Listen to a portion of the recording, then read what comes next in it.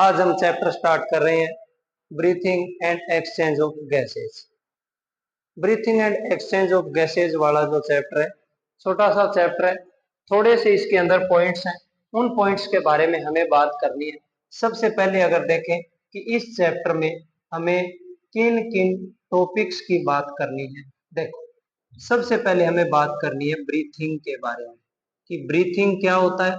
Breathing जो है वो रेस्पिरेशन से कैसे डिफरेंट होती है, इस पॉइंट पे सबसे पहले हम बात करेंगे। उसके बाद हम बात करेंगे डिफरेंट जो ऑर्गेनिज्म जो होते हैं उनके अंदर डिफरेंट टाइप के रेस्पिरेटरी ऑर्गन्स होते हैं, उनके बारे में बात करेंगे।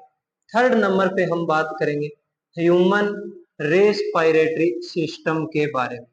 ह्यूमन रेस्पिरेटरी सिस्टम के बारे में बात करेंगे। उसके बाद हम बात करेंगे मैकेनिज्म ऑफ ब्रीथिंग के बारे में। Mechanism of breathing. नेक्स्ट फिर हम बात करेंगे एक्सचेंज ऑफ गैसेज के बारे में। एक्सचेंज ऑफ गैसेज के बारे में बात करेंगे। उसके बाद बात करेंगे transportation of gases. Transportation of gases के बारे में बात करेंगे। उसके बाद regulation of breathing. Regulation of breathing. और लास्ट जो टॉपिक रहेगा वो हमारा रहेगा डिसऑर्डर्स के बारे में। Disorders of respiratory system. Respiratory system बिल्कुल छोटा सा सिंपल सा चैप्टर है। इसको हम 2 क्लासेज में कंप्लीट करने की कोशिश करेंगे। सबसे पहले हम अपनी बात स्टार्ट करते हैं क्वेश्चन से। क्वेश्चन का mean why do we respire. Simple सा इसका आंसर है कि हम सांस जो है वो क्यों लेते हैं। इसका सिंपल सा आंसर ये है कि हर एक लिविंग ऑर्गेनिज्म को सरवाइव करने के लिए एनर्जी की रिक्वायरमेंट होती है, वेरियस बॉडी फंक्शंस को परफॉर्म करने के लिए, डाइजेशन, रेस्पिरेशन, सर्कुलेशन, हर एक एक्टिविटीज के लिए हमें एनर्जी चाहिए। और उसी एनर्जी को ऑब्टेन करने के लिए हर एक जो लिविंग ऑर्गेनिज्म जो होता है वो अपने फूड का ब्रेक डाउन करता है या अपनी बॉडी के अंदर फूड का ब्रेक डाउन करता है। फूड का ब्रेक डाउन करने के लिए 2 तरह से वो काम कर सकता है। या तो ऑक्सीजन को वो यूज कर सकता है या विदाउट ऑक्सीजन फूड का ब्रेक डाउन कर सकता है। हम लोग या ह्यूमन बीइंग या एनिमल्स जो होते हैं वो फूड का ब्रेक डाउन करने के लिए ऑक्सीजन की रिक्वायरमेंट उनको होती है। और इसी तरह से हर एक लिविंग ऑर्गेनिज्म अपनी एनर्जी की रिक्वायरमेंट को फुलफिल करने के लिए फूड का जो ब्रेक डाउन करता है उसी प्रोसेस को हम बोलते हैं रेस्पिरेशन। उसी को हम बोलते हैं रेस्पिरेशन, क्योंकि इसी रेस्पिरेशन की हेल्प से ब्रेक डाउन ऑफ फूड होता है। Break down of food, food का ब्रेक डाउन, और उसी की वजह से बनती है एनर्जी। और हर एक लिविंग ऑर्गेनिज्म को कुछ भी काम करने के लिए एनर्जी की रिक्वायरमेंट होती है। एनर्जी के रिक्वायरमेंट के लिए फूड का ब्रेक डाउन करना होता है और फूड का ब्रेक डाउन करके एनर्जी बनाने की जो प्रोसेस है उसी को हम बोलते हैं रेस्पिरेशन। पहला हमारा क्वेश्चन कंप्लीट हुआ।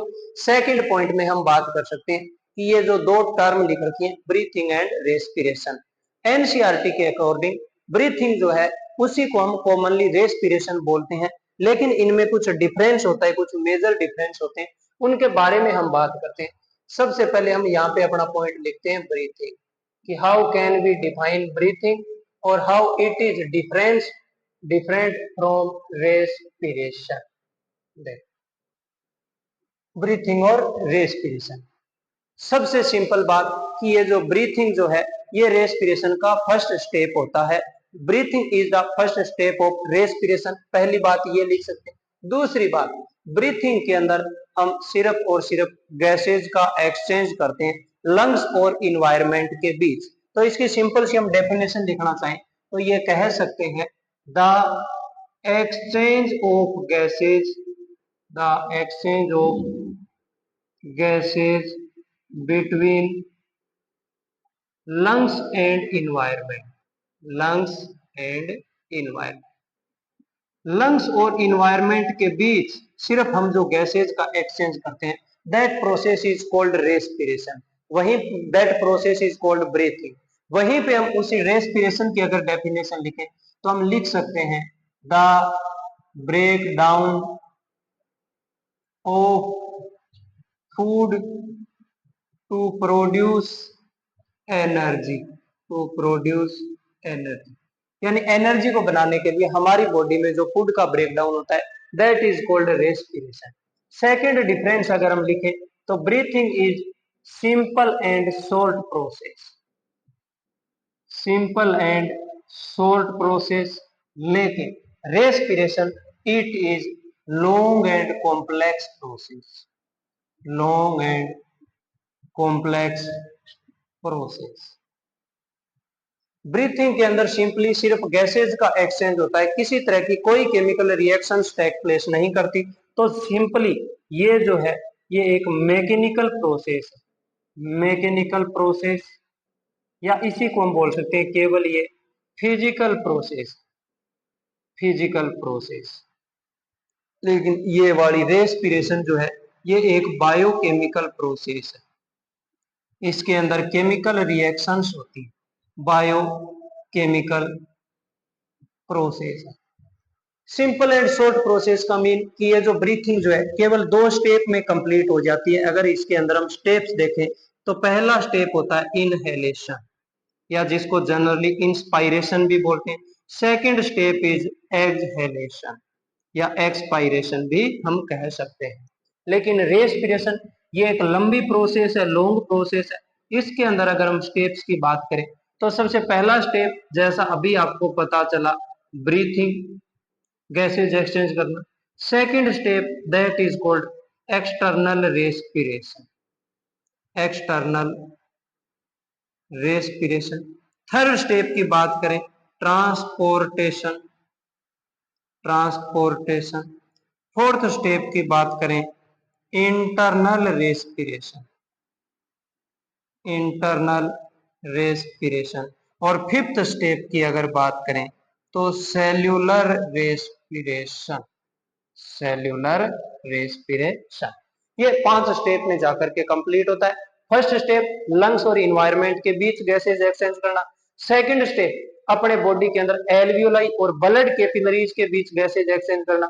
जैसे ही ब्लड कैपिलरीज के अंदर ब्लड जो होता है उसमें ऑक्सीजन मिलती है, ब्लड प्योर हो जाता है। प्योर होने के बाद हर एक सेल तक पहुंचता है, उसको ट्रांसपोर्टेशन बोलते हैं। ट्रांसपोर्टेशन के बाद वो जो ऑक्सीजन है हर एक सेल तक पहुंचती है, जिसको इंटरनल रेस्पिरेशन बोलते हैं। और उसके बाद वो जो ऑक्सीजन है फूड का ब्रेकडाउन करके एनर्जी बनाती है सेल के अंदर, टिश्यू के अंदर, उसको हम बोलते हैं सेल्यूलर रेस्पिरेशन। अब इसी चीज को थोड़ा और देखते हैं आगे हम।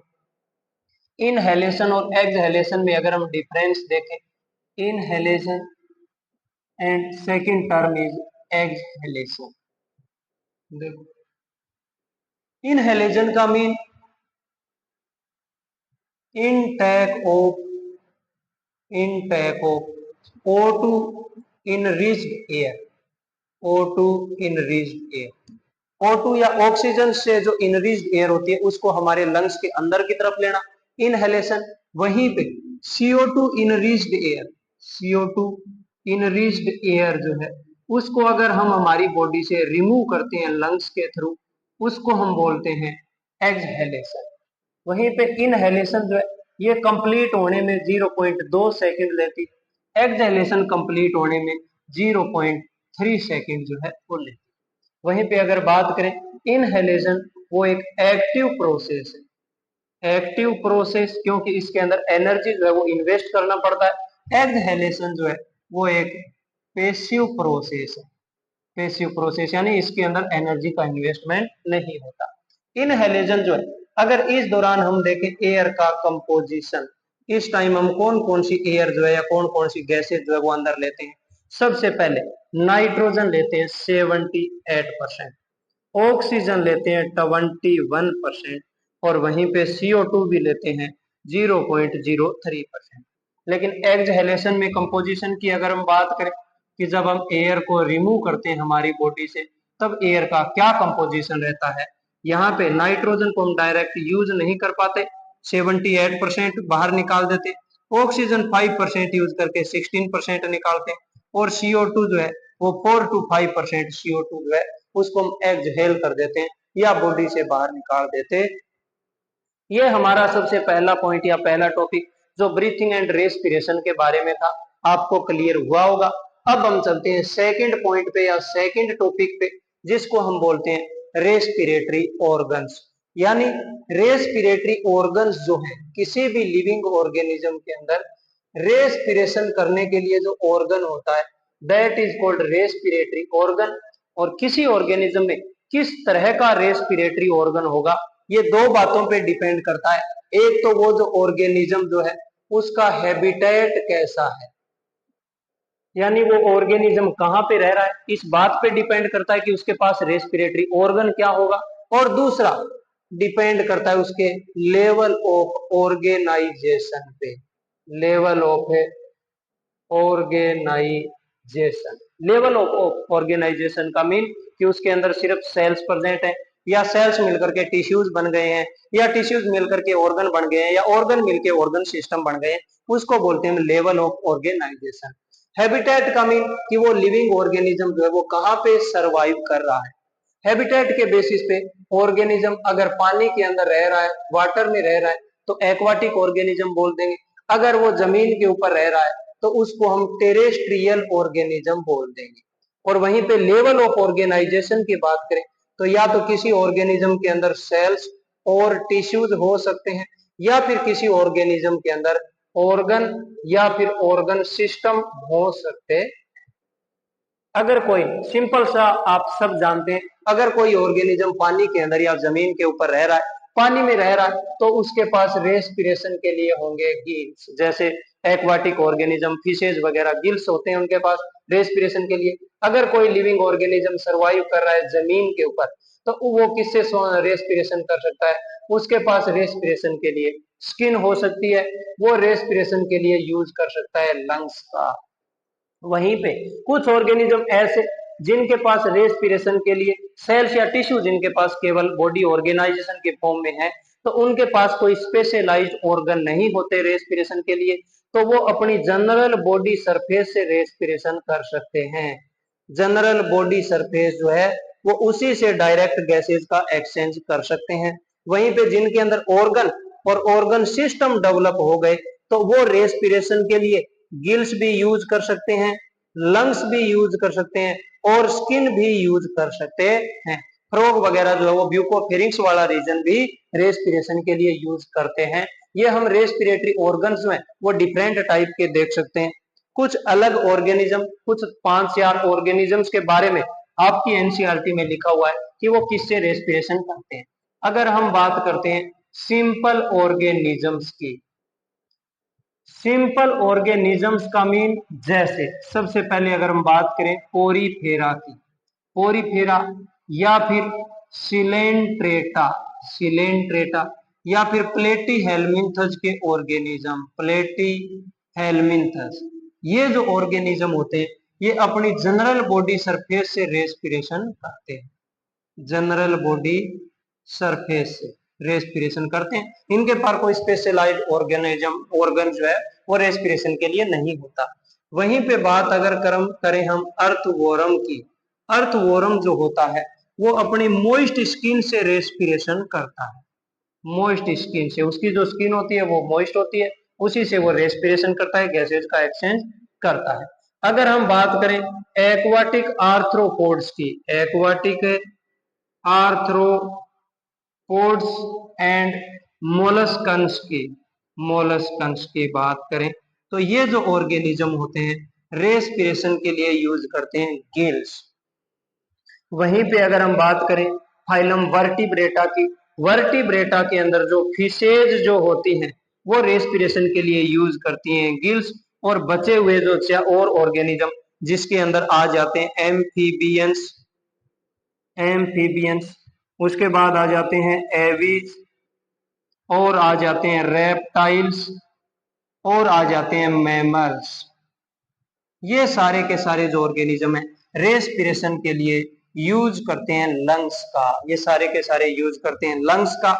वहीं पे एक ऑर्गेनिज्म के बारे में और हम बात कर सकते हैं, जैसे कॉकरोच वगैरह जो होते हैं, इंसेक्ट जो होते हैं, उनके पास रेस्पिरेशन के लिए होती है ट्रेकियल ट्यूब्यूल्स, वो अपने ट्रेकियल ट्यूब्यूल से रेस्पिरेशन करते हैं। जो कि उनकी एब्डोमिनल कैविटी और थोरैक्स वाले रीजन में 10 पेयर ट्रेकियल ट्यूब्यूल्स होते हैं, वहां से वो डायरेक्ट गैसेज का एक्सचेंज कर लेते हैं।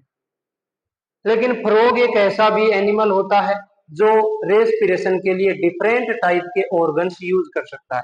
ये जो फ्रॉग जो है अपनी स्किन से भी रेस्पिरेशन कर सकता है। फ्रॉग जो है रेस्पिरेशन के लिए उसके पास लंग्स भी होते हैं। फ्रॉग के पास ब्यूकोफेरिंक्स वाला पार्ट भी रेस्पिरेशन में हेल्प करता है। वहीं पे अगर बात करें, फ्रॉग अपनी लार्वल स्टेज के अंदर गिल्स से भी रेस्पिरेशन करता है, केवल लार्वल स्टेज के अंदर, जिसको हम टेडपोल बोलते हैं। और स्किन से रेस्पिरेशन एस्टिवेशन और हाइबरनेशन के दौरान जो है फ्रॉग स्किन से रेस्पिरेशन करता है। जब वो जमीन पे होता है, लैंड पे होता है, तब वो लंग से रेस्पिरेशन करता है। ये कुछ रेस्पिरेटरी ऑर्गन्स के बारे में बात हमने की, आपको पता चला होगा बच्चों। देखो, रेस्पिरेटरी ऑर्गन्स के बेसिस पे ये जो रेस्पिरेशन जो है जनरली हम 3 टाइप्स का देख सकते हैं। सबसे पहले, अगर कोई ऑर्गेनिज्म रेस्पिरेशन जो है वो कर रहा है लंग्स के थ्रू जो रेस्पिरेशन होता है that is called pulmonary respiration. Pulmonary respiration.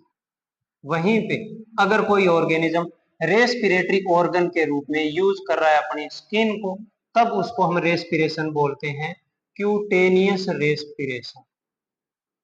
Cutaneous respiration. और वहीं पे अगर यूज कर रहा है कोई ऑर्गेनिज्म गिल्स को अपने रेस्पिरेटरी ऑर्गन की तरह, तब उसको हम बोलते हैं ब्रेंकियल रेस्पिरेशन। Branchial respiration. और जैसे फ्रॉग जो है वो यूज करता है अपने ब्यूकोफेरिंक्स को, तो उसको हम बोल सकते हैं ब्यूकोफेरेंजियल रेस्पिरेशन। ब्यूकोफेरेंजियल रेस्पिरेशन। पहली बात तो ये। और हम बात कर सकते हैं, अगर कोई ऑर्गेनिज्म ऑक्सीजन का यूज कर रहा है रेस्पिरेशन के लिए, ऑक्सीजन अगर यूज होती है, तो उसको हम बोल सकते हैं एरोबिक रेस्पिरेशन। Aerobic respiration. और अगर ऑक्सीजन की अब्सेंस में रेस्पिरेशन हो रहा है, ऑक्सीजन की अब्सेंस में अगर कोई रेस्पिरेशन कर रहा है, that is called anaerobic respiration. और भी डिफरेंट टाइप का रेस्पिरेशन हम देख रहे हैं। अगर किसी ऑर्गेनिज्म के अंदर स्पेशलाइज्ड ऑर्गन नहीं है, किसी भी ऑर्गेनिज्म के अंदर रेस्पिरेशन के लिए कोई स्पेशल ऑर्गन नहीं है, तब उसको हम बोलते हैं direct respiration. Direct respiration without specialised organ. Without specialised organ, respiratory organ. और अगर किसी ऑर्गेनिज्म के पास स्पेशलाइज्ड ऑर्गन है रेस्पिरेशन के लिए, विद स्पेशलाइज्ड ऑर्गन, रेस्पिरेशन के लिए कोई स्पेशलाइज्ड ऑर्गन होता है, जैसे किसी के पास गिल्स हो सकता है, किसी के पास स्किन हो सकती है, किसी के पास लंग्स हो सकता है। जब स्पेशलाइज्ड ऑर्गन होता है तब उसको बोलते हैं इनडायरेक्ट रेस्पिरेशन। और जब कोई स्पेशलाइज्ड ऑर्गन नहीं होता तो इनडायरेक्ट रेस्पिरेशन। अगर रेस्पिरेशन में ऑक्सीजन यूज हो रही है तो एरोबिक रेस्पिरेशन, और अगर ऑक्सीजन की एब्सेंस में रेस्पिरेशन हो रहा है तो अनएरोबिक रेस्पिरेशन। और वहीं पे कोई ऑर्गेनिज्म अगर अपने रेस्पिरेशन के लिए लंग्स का यूज कर रहा है तो पल्मोनरी रेस्पिरेशन।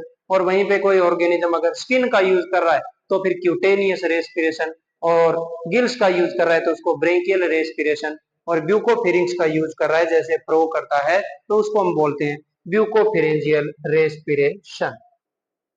अब हम बात करते हैं human respiratory system. Human respiratory system. अगर हम ह्यूमन रेस्पिरेटरी सिस्टम को देखें तो ह्यूमन रेस्पिरेटरी सिस्टम जो है जनरली हम उसको 2 पार्ट में डिवाइड कर सकते हैं। पहला वो पार्ट जो सिर्फ और सिर्फ गैसेस का एक्सचेंज करता है, उसको बोलते हैं एक्सचेंज या फिर रेस्पिरेटरी पार्ट। और दूसरा वो पार्ट जो केवल एयर या गैसेस जो है उनका ट्रांसपोर्टेशन करता है, उसको हम बोलते हैं कंडक्टिंग पार्ट। तो ह्यूमन रेस्पिरेटरी सिस्टम जो है उसको हम दो पार्ट के अंदर मेजर रूप से जो है डिवाइड कर सकते हैं। पहला part called conducting part and second part is called exchange या रेस्पिरेटरी पार्ट। एक्सचेंज या रेस्पिरेटरी पार्ट। एक्सचेंज या रेस्पिरेटरी पार्ट। कंडक्टिंग पार्ट सिर्फ एयर को कंडक्ट करता है, यहाँ पे किसी तरह का कोई एक्सचेंज नहीं होता। कंडक्टिंग पार्ट के अंदर आगे कुछ पार्ट्स होते हैं। ये कंडक्टिंग पार्ट स्टार्ट होता है एक्सटर्नल नोस्ट्रिल से, एक्सटर्नल नोस्ट्रिल्स, उसके बाद नेजल केविटी या नेजल चैम्बर बोल सकते हैं, नेजल चैम्बर। उसके बाद वाला जो पार्ट होता है दैट इज कॉल्ड फेरिंक्स। उसके बाद आता है लेरिंग्स, उसके बाद आता है ट्रेकिया, और उसके बाद आता है ब्रोंकाई, और उसके बाद आता है ब्रोंकियोल्स। ब्रोंकियोल्स, ये जो इतने जो पार्ट्स हैं ये मिलकर के बनाते हैं कंडक्टिंग पार्ट। अगर हम कंडक्टिंग पार्ट में सबसे पहले बात करें,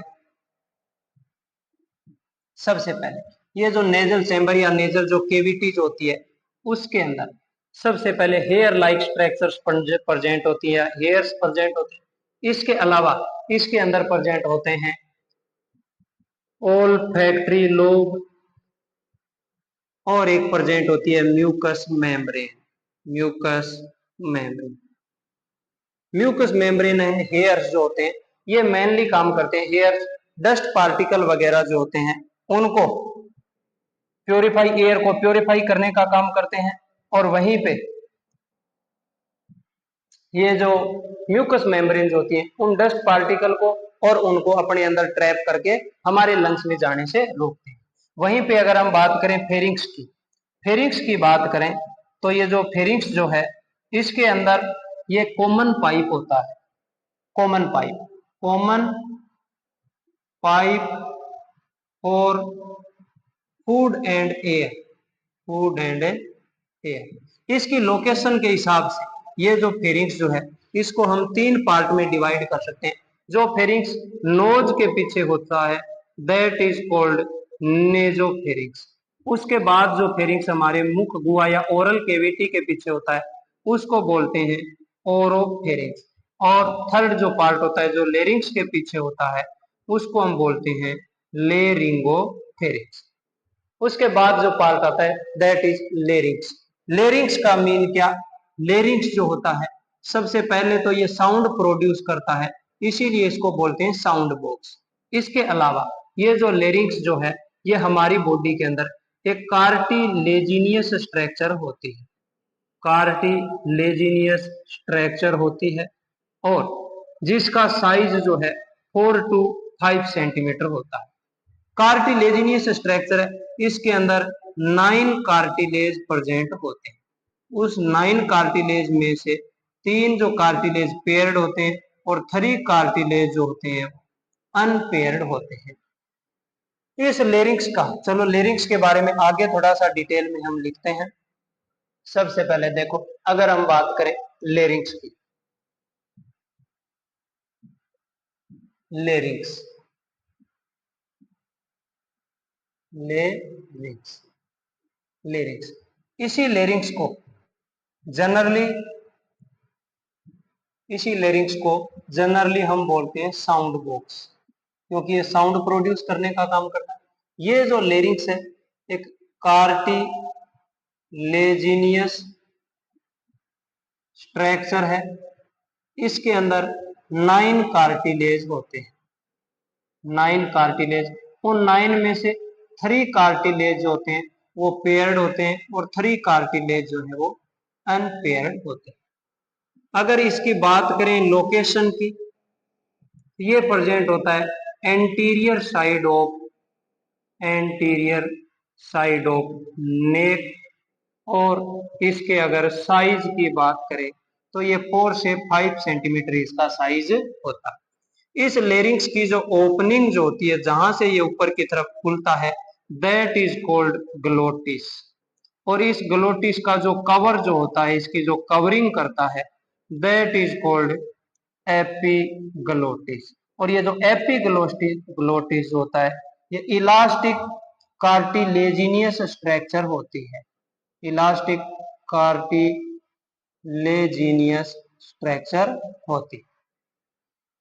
इस तरह से हमने लेरिंग्स की बात करी, जो कि आपको पता चलना चाहिए। इसको साउंड बॉक्स कहते हैं। कार्टिलेजिनियस स्ट्रक्चर होती है, 9 इसमें कार्टिलेज होते हैं, 3 पेयर्ड होते हैं, 3 नॉन पेयर्ड होते हैं। इसकी लोकेशन की बात करें तो ये नेक के एंटीरियर साइड प्रेजेंट होता है। साइज इसका 4 to 5 सेंटीमीटर होता है।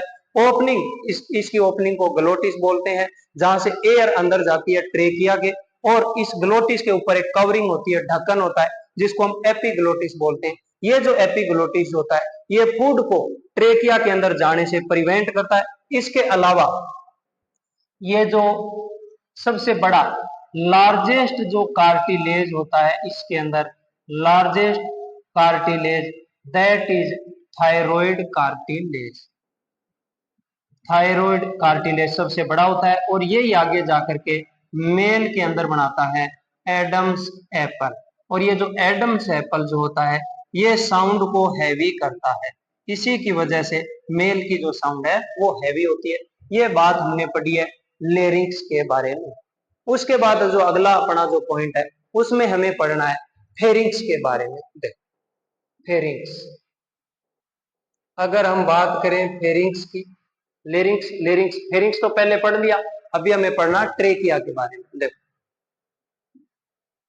अब हम बात कर सकते हैं ट्रेकिया के बारे में। देखो, ट्रेकिया, अगर हम बात करें ट्रेकिया, जैसे लेरिंग्स जो थी वो कार्टिलेजिनियस स्ट्रक्चर थी, और वहीं पे जो ट्रेकिया जो है वो एक मस्क्यूलर स्ट्रक्चर है।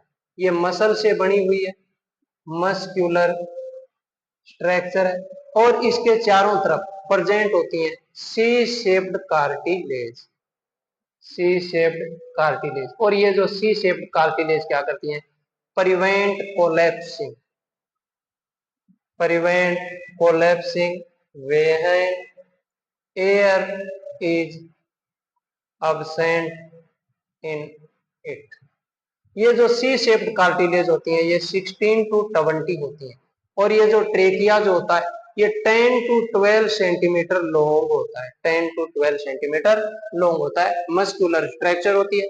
और इसके अलावा ये जो ट्रेकिया जो है, ये डिवाइड हो जाता है T5 पे जाकर के, यानी थोरेसिक वर्टिब्री, जो 5 नंबर जो थोरेसिक वर्टिब्रीज होती है, उसके ऊपर जाकर के T5 पे डिवाइड हो जाता है, और 2 ब्रोंकाई में डिवाइड हो जाता है।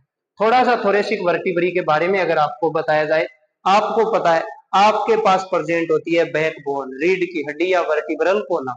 ये जो वर्टिब्रल कॉलम है, ऊपर जो नेक वाला रीजन होता है, वहां पे होती है सर्वाइकल वर्टिब्री, और उसके बाद दूसरा जो चेस्ट वाला रीजन जो होता है, वहां पे होती है थोरेसिक वर्टिब्री। और ये जो थोरेसिक वर्टिब्रीज होती हैं, ये 12 होती हैं, और इन्हीं में से 1 2 3 4 5 नंबर वर्टिब्री पे जाकर के ये जो ट्रेकिया जो है डिवाइड हो जाता है, और 2 ब्रोंकाई में कन्वर्ट हो जाता है, जो हर एक ब्रोंकाई जो है लंग्स के अंदर इंटर कर जाती है। ये बात थी ट्रेकिया के बारे में। ट्रेकिया के बाद हमारे पास जो नेक्स्ट पार्ट आता है, उसको हम बोलते हैं ब्रोंकाई। ब्रोंकाई सिंगल को बोलते हैं ब्रोंकस, ब्रोंकस। अब ये जो ब्रोंकस जो है सिंगल होता है, ब्रोंकाई दोनों को मिलाकर के बोलते हैं। और ये जो ब्रोंकाई है, ये आगे डिवाइड होकर के प्राइमरी ब्रोंकाई, जो कि लंग्स के अंदर इंटर करती है, फिर सेकेंडरी ब्रोंकाई, उसके बाद टर्सरी ब्रोंकाई, टर्सरी ब्रोंकाई, और उसके बाद ये जो ब्रोंकाई है, ये डिवाइड होकर के बना लेती हैं ब्रोंकियोल्स। और ये जो ब्रोंकियोल्स होते हैं, पहले शुरुआती जो ब्रोंकियोल्स होते हैं, these are called initial bronchioles, initial bronchioles. और लास्ट वाले जो ब्रोंकियोल्स होते हैं, these are known as terminal bronchioles, terminal है ब्रोंकियोल्स। नोस्ट्रिल या एक्सटर्नल नोस्ट्रिल से लेकर के टर्मिनल ब्रोंकियोल तक का जो पूरा का पूरा पार्ट होता है, उसको हम बोलते हैं कंडक्टिंग पार्ट। और ये जो कंडक्टिंग पार्ट है, इसी में से पिछले साल नीट में क्वेश्चन आया था, पूछा था फंक्शंस ऑफ कंडक्टिंग पार्ट या कंडक्टिंग पार्ट के क्या फंक्शन है। तो आपको पता होना चाहिए कंडक्टिंग पार्ट क्या का काम करता है या कंडक्टिंग पार्ट के फंक्शन आपको पता होना चाहिए। सबसे पहले ये एयर का प्योरिफिकेशन करता है, एयर का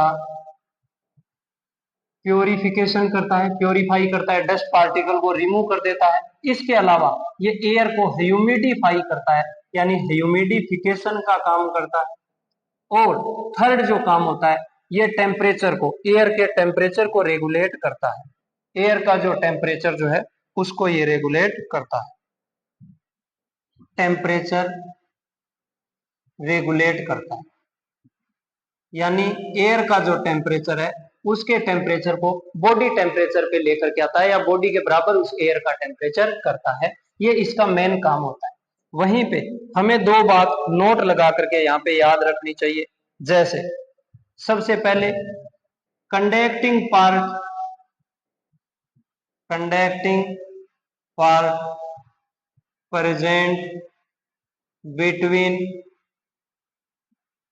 external nostril, external nostrils to terminal bronchiole, terminal bronchioles तक।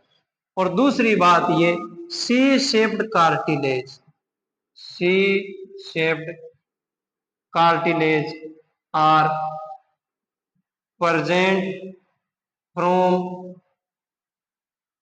trachea to initial bronchiole। C shaped cartilage जो होती हैं वो ट्रेकिया से स्टार्ट होकर के इनिशियल ब्रोंकियोल तक प्रेजेंट होती हैं। और कंडक्टिंग जो पार्ट होता है वो हमारे एक्सटर्नल नोस्ट्रिल से लेकर के टर्मिनल ब्रोंकियोल तक प्रेजेंट होता है। और ये जो कंडक्टिंग जो पार्ट होता है इसके अंदर कुछ अमाउंट ऑफ एयर हमेशा रहती है, जिसको हम बोलते हैं dead space volume, dead space volume. इसकी डेफिनेशन यानी amount of air which always remain in conducting part, conducting part. और वो कितनी होती है, वो होती है 350 ml, 350 ml जो 150 ml, वो होती है 150 ml। 150 ml जो एयर है वो हमेशा कंडक्टिंग पार्ट के अंदर रहती है। ये हमने बात करी हमारे कंडक्टिंग पार्ट की। नेक्स्ट हम बात करते हैं एक्सचेंज वाले पार्ट की। नेक्स्ट जो पार्ट आता है दैट इज एक्सचेंज पार्ट या रेस्पिरेटरी पार्ट। एक्सचेंज पार्ट, इस एक्सचेंज पार्ट के अंदर दो चीजें आ जाती हैं, एक को बोलते हैं alveolar duct and second is alveoli, alveoli. अब इस पूरे के पूरे रेस्पिरेटरी सिस्टम को हम एक छोटे से डायग्राम से इस चीज को समझ सकते हैं। जैसे हमारे पास इस तरह से होता है, सबसे पहले ट्रेकिया। इस ट्रेकिया जो है ये T5 पे जाके डिवाइड हो जाता है और डिवाइड हो जाने के बाद हमारे पास इस तरह से प्रेजेंट होते हैं दो लंग्स, इस तरह से, इस तरह से प्रेजेंट होते हैं दो लंग्स।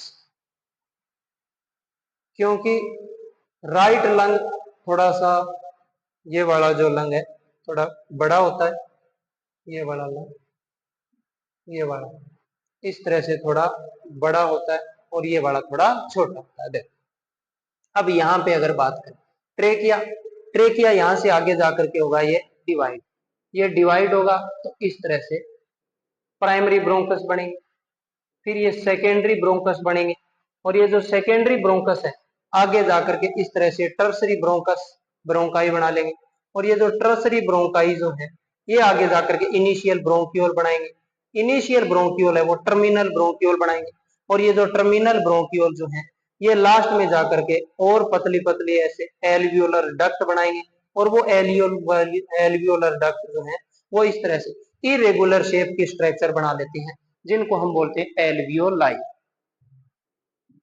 अब अगर हम इसके बारे में देखें, ये जो लंग्स जो होता है इस डबल लेयर्ड स्ट्रक्चर इसके ऊपर होती है जिसको हम बोलते हैं प्लूरा। अभी हम इसका नोमेनक्लेचर कर देते हैं, इसको बोलते हैं हम आउटर प्लूरा, आउटर प्लूरा। इसको बोलते हैं इनर प्लूरा, इनर प्लूरा। इसके बीच में जो लिक्विड होता है उसको बोलते हैं प्लूरल फ्लूइड। वो क्या हो रहा है?